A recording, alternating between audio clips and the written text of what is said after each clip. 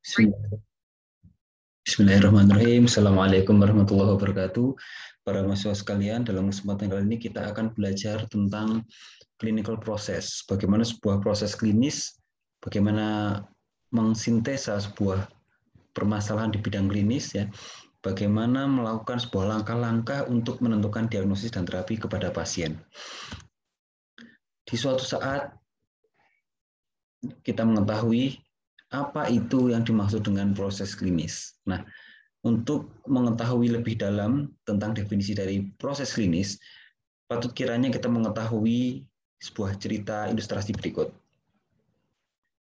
Di sebuah klinik, ya, seorang pasien mengeluh kepada dokternya, yaitu, "Dok, saya demam, kemudian saya juga mengeluh menggigil, kemudian keluar keringat." Itu adalah yang sering kita alami sehari-hari, ya. Pasien datang dengan sejuta keluhan. Dia membawa segala macam keluhan dan menyampaikan apa yang ada di dalam benaknya, ya. Kemudian dia ingin mengetahui kenapa ini, gitu kan. Nah, di depan meja dokter, ya, dokter mendengar semua keluhan daripada pasien. Namun apa yang dia lakukan? Dia berpikir, apa yang harus saya kerjakan? Itu ada sejuta di dalam pikiran, apa yang sebenarnya terjadi pada pasien ini. Ada 3 pilihan, apa yang harus kita lakukan pada pasien tersebut. Yang pertama, A, beri aja dia obat untuk menghilangkan nyeri atau demam. Yang B, suruh pasien untuk pergi ke toko obat, ya. Kemudian belilah obat ini, gitu. Atau yang ketiga, menanyakan kepada pasien sesuatu apapun yang berkaitan dengan keluhannya dan mencari diagnosis. Saya beri waktu 5 detik. Kira-kira kalian memilih yang mana? A, B, atau C? Ya, benar. Semuanya kita memilih C. Why should we choose C? Ya, kita menanya lagi, kemudian kita menentukan diagnosis. Kenapa, gitu? Kita harus tahu atau paham tentang konsep illness dan disease. Apakah illness dan apakah disease? Pasien datang itu dengan illness. Artinya dia datang dengan keluhan. Dia datang dengan keluhan nyeri kepala. Nah, apakah nyeri kepala itu sebuah disease? Bukan. Dia sebuah illness. Banyak sekali penyakit-penyakit atau disease yang memiliki gejala nyeri kepala. Ya. Dia seperti halnya pada iceberg fenomena. Di sini disease-nya, ya. Seperti kalau nyeri kepala yang nampak di permukaan itu bisa terjadi karena primary hypertension, visual abnormalities, atau mungkin nyeri kepala tipe migrain. Abdominal disorder juga memiliki keluhan nyeri kepala atau head tumor, kemudian gangguan ginjal, atau yang lainnya. Inilah konsep daripada illness dan disease. As a professional doctors, ya, sebagai dokter yang profesional, kita sebaiknya tidak mengobati gejala illness, tetapi kita mengobati penyakit atau diagnosis. We should not treat the illness but the disease. Nah, kita harus tahu apa itu illness, ya. Illness adalah sebuah gejala, sebuah pengalaman yang dirasakan oleh seseorang atau individu untuk merasakan sebuah abnormalitas. Nah, gejala daripada illness ini bisa symptoms atau sign. Symptoms adalah yang tidak bisa diukur, sedangkan sign yang bisa diukur. Artinya, symptoms seperti gejala. Nah, nyeri kepala. Nah, ini adalah tidak bisa diukur nih. Tetapi kalau sign, ya, misalkan tekanan darah, nah itu bisa diukur. Nah, kita bisa cari kaitan antara symptoms dan signs. Nah, bagaimana kita menggali lebih dalam, ya? Disease, ya, apa itu disease? Ya, disease adalah sesuatu yang didefinisikan atau yang dikategorikan oleh seorang dokter berdasarkan diagnosis kriteria.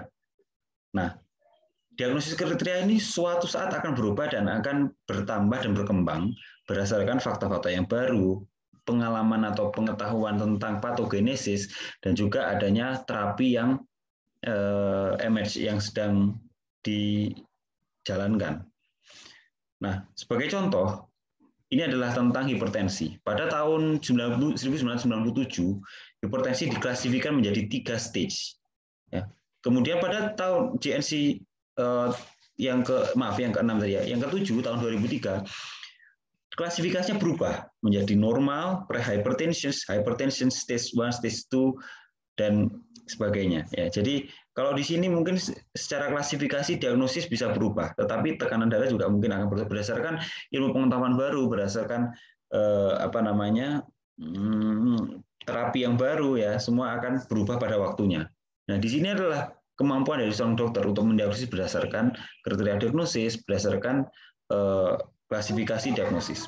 Zaman dulu pada saat orang datang dengan keluhan demam, tentu kita berpikir dengan kemungkinan yang sering terjadi pada saat itu, denggi atau typhoid ya. Pada saat sekarang orang demam, kita harus berpikir kemungkinan ini ada kaitannya dengan COVID. Nah, oleh karena itu pentingnya mengetahui pengetahuan atau based information yang kita miliki itu mempengaruhi terhadap diagnosis kriteria atau disease yang kita klasifikasikan tadi. Nah, problem selanjutnya adalah bagaimana kita mengetahui sebuah disease, sedangkan pasien itu datang dengan illness. Nah, bagaimana kita mendiagnosis atau bagaimana kita meramu disease dengan illness? Ya, sebagai contoh, pasien datang dengan keluhan dan kita mendiagnosis ya, mencari apa sih keluhan itu ya. Pasien datang dengan demam, belum tentu dia hanya demam biasa kan, bisa jadi infeksi, bisa jadi karena demam karena tumor, bisa jadi demam karena dehidrasi, banyak faktor ya. Kemudian kita mendiagnosis, kemudian suatu saat kita akan memberikan terapi. Proses terjadinya keluhan menjadi sebuah diagnosis dinamakan diagnosis proses, diagnostic process. Sedangkan dari diagnosis kita memberikan terapi, namanya adalah therapeutic proses. Nah, semua proses dari diagnosis proses, therapeutic proses, dari keluhan sampai ke terapi dinamakan clinical proses. Saya kira sudah paham ya, mahasiswa sekalian. Nah, tahapan proses klinis ini ada beberapa tahapan ya.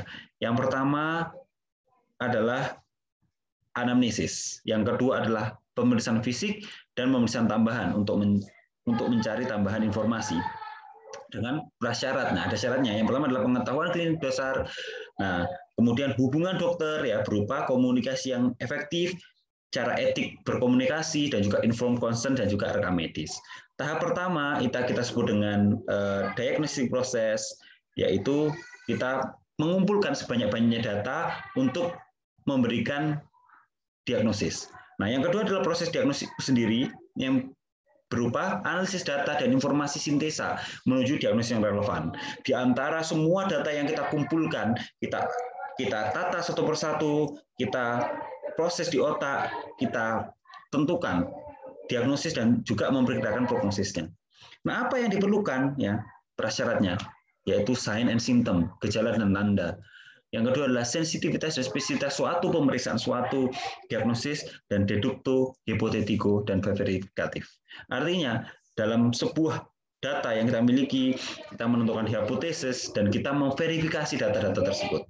Dan langkah yang ketiga adalah planning diagnosis, terapi, edukasi, dan monitoring. Tahap terakhir ini adalah memiliki prasyarat pengetahuan, klinik hubungan dokter, komunikasi yang efektif, etik, dan juga informed consent.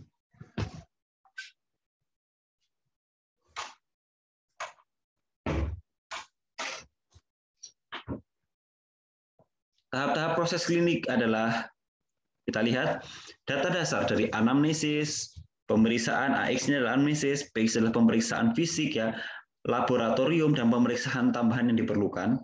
Kemudian kita interpretasikan data menjadi data abnormal menjadi daftar masalah sementara. Misalkan dalam anamnesis keluhan pusing, kemudian nyeri perut, kita masukkan tuh daftar masalah sementara, pusing, nyeri perut ya. Dari laboratorium dari pemeriksaan fisik ditemukan adanya benjolan di perut, adanya massa di abdomen, kita tulis. Dari laboratorium ada ditemukan adanya anemia, kita tulis. Data-data abnormal kita tulis, kita jadikan daftar masalah sementara. Untuk kemudian disintesis untuk menentukan berdasarkan kriteria diagnosis. Nah, dari situ kita akan mengetahui daftar masalah permanen. Apa saja yang masuk ke dalam masalah-masalah yang fix yang akan kita bahas dan akan kita tentukan berdasarkan diagnosis yang diperlukan. Diagnosis anatomika, fisiologi, etiologi, sindroma, dan kita interpretasi data-data yang abnormal. Nah, setelahnya maka kita akan melakukan sebuah proses yaitu initial assessment atau hipotesis. Rencana awal kita akan memberikan diagnosis, kemudian terapi, edukasi kepada pasien. Untuk selanjutnya kita lakukan tindakan yang akan kita tuangkan dalam sebuah rekam medis dan akan kita lihat melalui catatan kemajuan masalah berdasarkan SOAP. Ya, mungkin SOAP kan kita bahas pada pertemuan yang lain yang berfungsi untuk membuahkan sebuah pemikiran atau proses klinik kita ke dalam sebuah status rekam medis. Nah, kita masuk kepada pengumpulan data. Pengumpulan data terdiri dari anamnesis, pemeriksaan fisik, dan pemeriksaan tambahan. Kita bahas satu persatu. Anamnesis adalah sebuah proses untuk mencari data dari komunikasi kepada pasien. Nah, dengan syarat yang sudah saya sampaikan tadi, apa pengetahuan klinik dasar yang diperlukan? Yaitu pengetahuan tentang patofisiologi penyakit. Kita akan bisa menanyakan secara spesifik jika kita tahu patofisiologi penyakit. Misalkan suatu saat pasien datang dengan demam, maka kita harus tahu demamnya seperti apa ya yang mengarah kepada sebuah ciri khas diagnosis. Kemudian pengertian tentang manifestasi klinik, ya sign and symptom dan gejala, sehingga konsep disease dan illness harus kita pahami di sini. Kemudian hubungan dokter dan penderita, dengan tujuan adalah membentuk kerjasama yang baik, mendapatkan data yang akurat, harus memiliki beberapa kemampuan berkomunikasi ya, seperti empati, congruence, dan positive regard, dan memperhatikan kode etik ya. Adalah adanya hak istimewa seorang dokter dan penyerahan diri dari seorang penderita. Kita harus memiliki kemampuan itu ya. Kita harus bisa memilah mana yang benar dan salah, baik dan buruk, dan membiasakan informed consent untuk sebuah tindakan. Jadi kita mohon izin untuk melakukan tindakan dan memverifikasi apa yang akan kita lakukan. Bagaimana sih sebenarnya untuk menimbulkan kepercayaan dari pasien kepada dokter? Ada dokter yang bilang, saya mau periksa di dokter sana. Saya kalau periksa di sana pasti akan sembuh, nggak mau ke dokter yang lain. Karena apa? Karena sudah ada trust, ada kepercayaan daripada pasien tersebut kepada dokter itu. Nah, bagaimana seorang dokter itu bisa mengambil hati, bisa mengetahui bahwa akan sembuh ke dokter itu? Nah, adanya trust, adanya percaya. Bagaimana kuncinya? Bagaimana tipsnya? Yang pertama adalah adopt a warm, friendly manner. Jadi sikap kita yang sopan dan friendly ya. Sikapnya seperti tanpa jarak dan kita hangat ya. Dengan sambutan, Pak, ada yang bisa saya bantu gitu ya. Kemudian listen carefully and show interest ya. Jadi kalau misalkan mendengarkan ya, oh gitu ya Pak, bagaimana Pak? Jadi ada sebuah kontak, bukan mendengarkan ada pasiennya bercerita, dok saya demam, kemudian sambil lihat HP ya, kemudian sambil ngelamun ya, jangan seperti itu ya. Yang kedua adalah establish eye contact. Jadi ketika komunikasi kita melihat kontak mata ya, kemudian rasa penasaran ya, rasa ingin tahu ya, kemudian make reflective comment. Ya, saya tahu ya. Itu menunjukkan bahwa Anda mendengarkan ya. Kemudian make clarifying comment. So you mean that ya, jadi mengklarifikasi. Oh, jadi seperti itu ya. Jadi adanya feedback ya. Kemudian berikan atensi yang penuh ya. Kemudian jangan menunjukkan bahwa Anda terasa terburu-buru ya. Ayo cepat apalagi ya. Jangan menunjukkan seperti itu ya. Kemudian kalau memang Anda menginterupsi, ucapkan apologize. Mohon maaf, Bapak Ibu saya potong sebentar. Apakah memang nyeri kepalanya itu terasa di sebelah kanan atau kiri? Nah, seperti itu ya. Kemudian tunjukkan beberapa respon itu dengan baik dengan ekspresi wajah. Kita tahu bahwa ekspresi wajah marah, ekspresi wajah ceria itu harus ditunjukkan sangat jelas pada Jangan sampai menunjukkan bosan. Tanda-tanda bosan orangnya ya berpaku apa namanya ya seperti ini bosan ini jangan sampai ya. Kemudian minimalisir social barriers ya. Nah, pemeriksaan fisik adalah pengumpulan data berupa inspeksi, palpasi, perkusi, dan auskultasi. Harus dikerjakan secara sistematis, mulai dari pemeriksaan tanda-tanda vital, kesadaran, tekanan darah, suhu nafas, dan pemeriksaan kepala sampai ekstremitas. Kemudian hasil yang didapat dicatat secara sistematis untuk menghasilkan data yang akurat, maka harus mengetahui atau menguasai teknik dasar pemeriksaan fisik yang benar, serta gejala sign dari penyakit. Misalkan, pasien dengan nyeri kepala, maka harus tahu bagaimana melakukan pemeriksaan kepala yang benar dan bagaimana tanda-tanda yang ditemukan dari pemeriksaan kepala yang harus kita cari. Jadi bukan asal ngeblank mau cari periksa kepala, periksa ini, tapi harus fokus. Sakit mata, jadi harus apa? Harusnya diperiksa di mata, ya. Mata sebelah mana, kanan atau kiri? Bagaimana cara prosedur pemeriksaannya? Itu harus memiliki kemampuan untuk dasar pemeriksaan fisik yang tepat. Dan pemeriksaan tambahan, ya. Jadi pemeriksaan lain yang diperlukan ya seperti halnya pada pemeriksaan laboratorium, radiologi, ya, imaging, ronsen ya. Ini berdasarkan ada atau tidaknya fasilitas. Misalkan kalian ada di sebuah daerah terpencil, ya tidak bisa melakukan pemeriksaan fisik, pemeriksaan tambahan yang mulu-mulu ya. Harus berdasarkan apa yang akan kalian cari ya. Data dasar adalah data minimum yang diperlukan untuk melakukan tindakan medik, yaitu anamnesis, pemeriksaan fisik dan laboratorium. Nah, tergantung fasilitas yang tersedia. Data dasar itu ya kemudian kita kumpulkan, selanjutnya kita interpretasi. Ya, merupakan terjemahan dari bahasa awam atau hasil pemeriksaan menjadi bahasa medis. Misalkan nih pasien dengan HB kurang dari normal, berarti anemia. Sakit kepala, cefalgia, kembung ya, kembung atau bloating ya. Kemudian nyeri perut mungkin. Nyeri perut tipe apa? Tipikalnya apa? Dismenore kah atau nyeri perut gastritis kah? Nah, itu kita sintesa menjadi bahasa-bahasa medis. Kemudian dikelompokkan berdasarkan kriteria diagnosis ya. Kemudian satu data abnormal boleh ikut beberapa kelompok data. Misalkan nih, anemia mungkin bisa ikut ke kelompok gagal ginjal kronis atau kriteria diagnosis gastritis akut ya, bisa jadi. Nah, selanjutnya adalah sintesis data, di mana untuk menentukan problem atau masalah pada penderita, dasar sintesis memakai kriteria diagnosis baku dari penyakit, dan problem penderita merupakan hasil sintesis termurni dari data yang ada. Jadi, integrasi data klinis dan hasil tes itu masuk dalam data nominal dan ordinal dari pemeriksaan fisik. Tes tambahan adalah data metris yang nanti akan menunjang dasar pengetahuan medis dan dasar pengalaman kita yang akan menentukan problem atau diagnosis. Nah, selanjutnya adalah menentukan diagnosis atau masalah. Merupakan bagian yang penting dari sebuah proses klinik ya. Kemampuan untuk menentukan masalah pada penderita tergantung dari tersedianya data yang akurat, dua, penguasaan atas kriteria diagnosis dari penyakit, yang ketiga adalah kemampuan sintesis dari dokter. Tanpa mengetahui kriteria diagnosis, maka kita tidak akan mampu menentukan problem penyakit penderita. Kita tahu klasifikasi dari dengue, demam dengue. Kita tahu klasifikasi dari typhoid. Nah, jika Anda tahu hanya kriteria diagnosis dengue, maka setiap demam akan Anda diagnosis dengan dengue. Tetapi kalian memiliki kemampuan kriteria diagnosis dengue tahu, COVID tahu, typhoid tahu, rickettsia tahu, kemudian demam sepsis tahu, pneumonia tahu. Dengan semakin banyak kriteria diagnosis yang kalian akan tahu, maka kalian akan lebih mengerucut terhadap diagnosis tertentu dan akan lebih baik. Nah, macam-macam problem terdiri daripada diagnosis kalau misalkan dia sudah memenuhi kriteria diagnosis tertentu. Sindroma apabila data yang ada itu belum memenuhi kriteria diagnosis sebelumnya dan atau merupakan sebuah kelompok gejala. Misalkan sindroma, contoh sindroma adalah sekelompok gejala yang mengarah pada diagnosis tertentu ke penyakit tertentu. Contohnya adalah sindroma metabolik. Sindroma metabolik itu terdiri daripada dislipidemia, kemudian obesitas, kemudian hipertensi. Nah, itu adalah sindroma.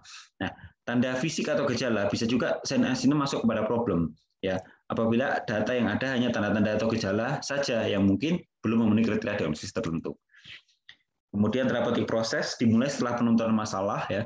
Apabila masalah sudah merupakan diagnosis penyakit tertentu, nah maka pengobatan segera diberikan. Apabila data yang ada belum memenuhi kriteria diagnosis, maka harus dibuat hipotesis terlebih dahulu. Sebutlah dengan diagnosis kerja. Nah, apabila masalah pemerintah masih merupakan hipotesis, maka diperlukan DD. Diagnosis banding. Kalau misalkan sudah tegak, nggak perlu DD. Tetapi kalau misalkan masih belum tegak nih, jangan-jangan demamnya bisa tinggi, bisa typhoid, ya bisa COVID ya, masih belum jelas ya, maka disebut dengan differential diagnosis. Apabila masalah sudah merupakan diagnosis, tidak perlu lagi adanya DD. Nah, pada umumnya kebanyakan menderita pada saat datang data yang ada itu belum memenuhi kriteria diagnosis tertentu, sehingga berupa hipotesis. Untuk memastikan, maka dilakukan pemeriksaan tambahan. Maka kita perlukan planning diagnosis. Nah, untuk apa? Menegakkan atau confirm diagnosis, dan yang kedua adalah untuk menyingkirkan diagnosis banding. Nah, untuk menyingkirkan typhoid ya, apa yang harus kita lakukan ya untuk memastikan ini benar-benar typhoid ya? Untuk menyingkirkan diagnosis dengue atau COVID ya, maka kita lakukan pemeriksaan tambahan. Contohnya adalah memeriksakan IgM anti salmonella seperti itu. Nah, kalau kita sudah tepat, sudah tahu diagnosis sudah pasti, maka kita akan melakukan treatment. Kalau problem merupakan diagnosis sudah tepat, maka langsung definitive treatment. Typhoid ya antibiotik ya. Namun apabila masalah masih merupakan hipotesis, maka kita berikan initial treatment sambil menunggu kepastian diagnosis. Nah, prasyarat untuk melakukan terapi yang baik adalah melakukan clinical expertise dari pengalaman dan juga pengetahuan dari pribadi seorang dokter, dan juga evidence based medicine. Jadi berdasarkan evidence terbaru, hasil studi komparasi yang dilakukan secara sistematis berdasarkan randomized control trials, meta analisis maupun case control. Yang selanjutnya adalah planning monitoring ya, lakukan monitoring untuk mengetahui respon penderita terhadap pengobatan yang diberikan, kemudian monitoring dilakukan untuk masing-masing problem ya, dapat berupa keluhan, tanda fisik, hasil laboratorium atau pemeriksaan radiologi. Misalkan nih pada demam, maka monitoringnya adalah monitoring apa? Suhu ya, kita harus pastikan suhunya setiap saat kita pantau, kemudian kita evaluasi. Oh, suhunya yang awalnya tinggi 38,9, kemudian kita cek monitoring suhunya berapa? 37, oh berarti dia sudah turun seperti itu. Nah, bagaimana selanjutnya macam-macam terapi ya. Terapinya bisa diet, aktivitas ya, atau medikamentosa. Kausatif kalau misalkan dia penyebabnya sudah pasti ya. Misalkan kalau dia infeksi berarti antibiotik. Contoh adalah terapi suportif. Contohnya yang lain adalah terapi suportif ya. Misalkan pasien dengan antibiotik dengan demam ya, maka suportifnya adalah nutrisi yang cukup dengan pemberian antihistamin ya. Terapi simptomatis misalkan demam dengan acetaminophen ya, atau terapi paliatif, suportif dan simptomatis. Nah, etika dan pertimbangan kepada pasien harus mempertimbangkan beberapa hal. Di antaranya adalah etika, data klinis, dan prognosis, yang mana akan menunjang sebuah data dari dokter. Nah, harus mempertimbangkan sosial, ekonomi, dan tingkat pendidikan. Nggak bisa kita menjelaskan secara detail kata-kata medis yang mulu-mulu, padahal pasiennya itu pendidikannya rendah. Dan kita harus mempertimbangkan ekonomi juga. Jangan memberikan obat-obat yang terlalu mahal kepada pasien yang memiliki ekonomi yang tidak mampu. Jadi juga sosial tertentu, misalkan pada kelompok masyarakat awam dengan tingkat pendidikan tinggi yang berbeda. Nah, dengan itu kita akan memberikan sebuah keputusan yang kita sintesis dan akan menjadikan pengalaman menjadi sebuah dokter yang lebih baik. Saya kira cukup segitu dari apa yang saya sampaikan. Semoga bisa memberikan manfaat kepada kalian semua. Mohon maaf bila kurang lebihnya. Saya akhiri. Wassalamualaikum warahmatullahi wabarakatuh.